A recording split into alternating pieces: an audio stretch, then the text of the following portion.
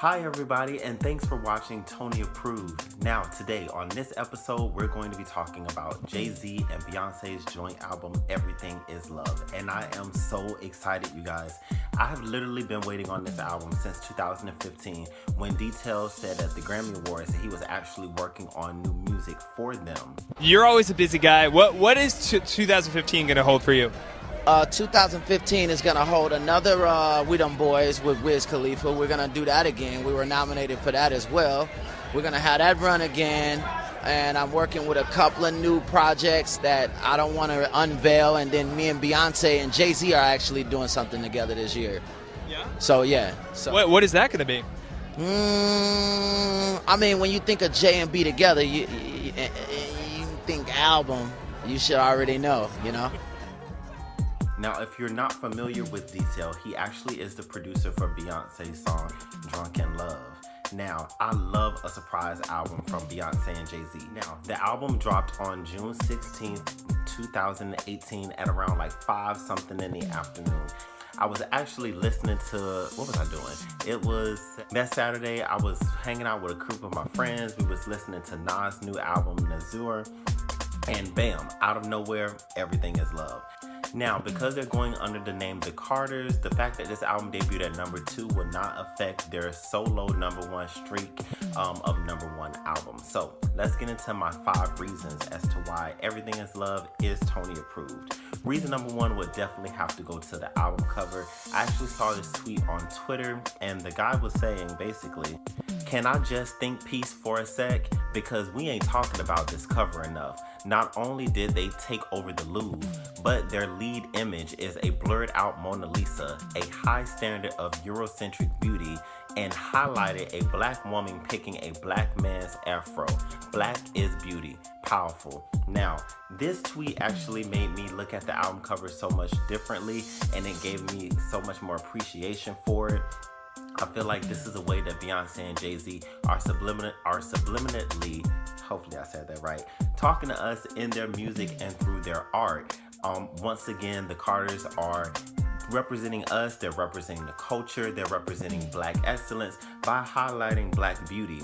Like I was saying in my review for the Tidal app, Jay-Z's always talking about black empowerment in his music, and this is just a subtle but very bold statement, and another way that he's once again focusing on black empowerment through his art.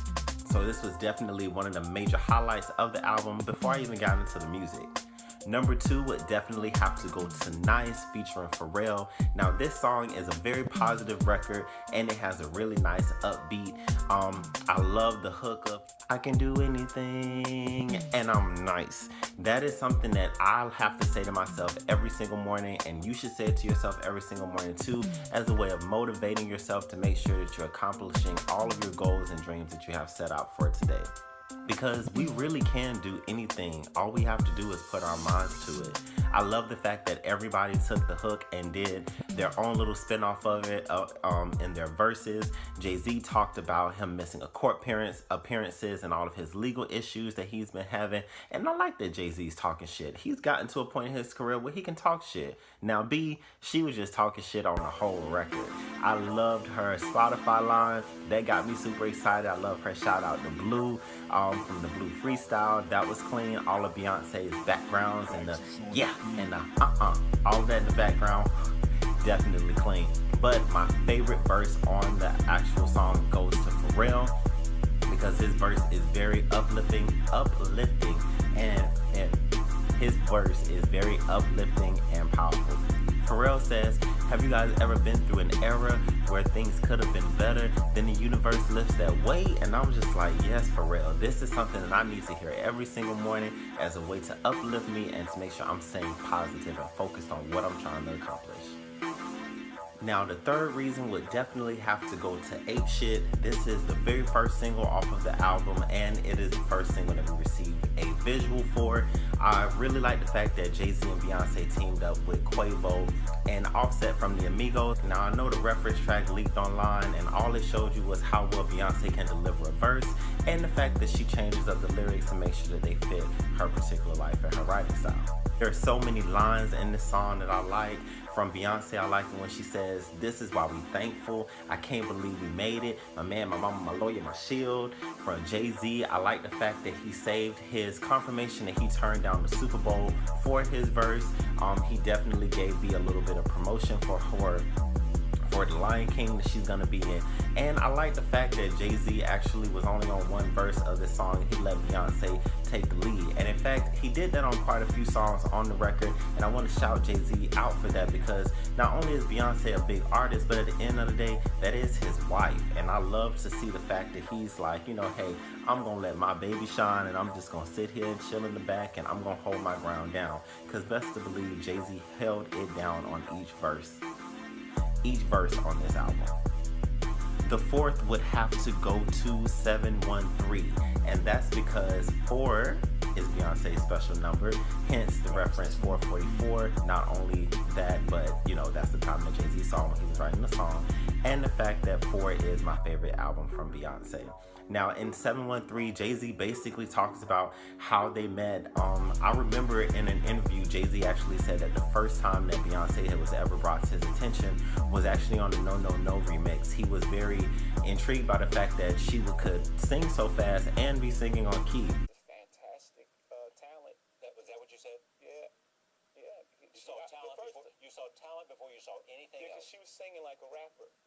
It was the first song with Wyclef, and she was singing really fast, and I was like, why is she singing so fast, and how is she? And then she was on key and everything. I was like, oh, that's a talented person right there.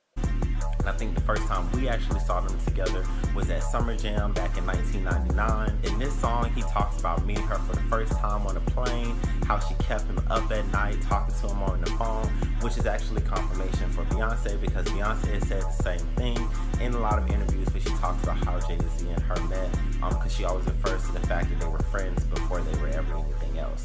And he just basically tells their story with this song, and I really like that. He also talks about how he brought his man along on their first date, and Beyonce was repping for Houston, as she always does. You know, she's always holding down 3rd Ward.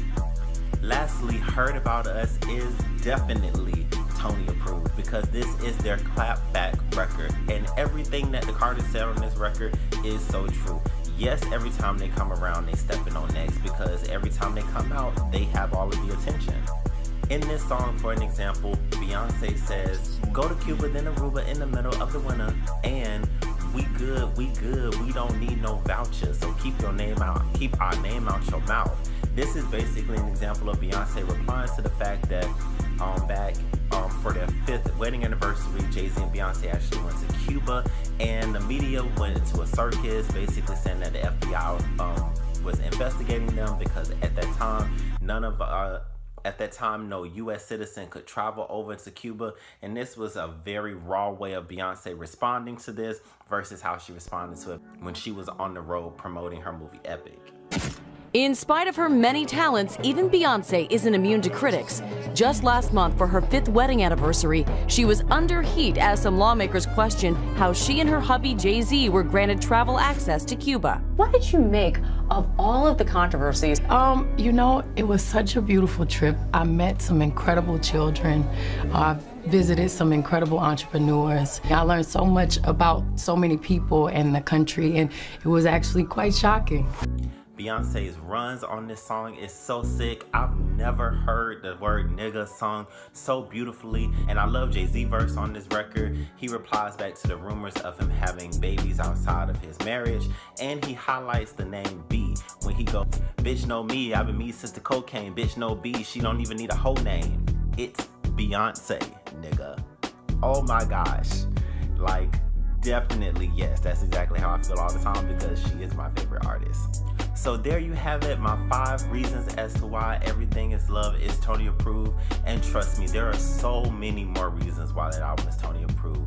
From Black Effect to Salute, the special track that we got just on Tidal, to the fact that this album just literally is a celebration of love in every aspect of the word. It's good from A to Z. You can listen to it on shuffle, regular, any type of way. If you haven't heard this album, please make sure you check it out, because you're definitely missing out on a great work of art. So what did you guys think of my discussion? Did you like it? Did you hate it? What was your take on the albums? What would make it approved in your eyes? What are some things that you guys took away from it? Why don't you go ahead and leave it down in the comment section. Until next time, thank you guys so much for checking out Tony Approve, and I'll check you guys out later.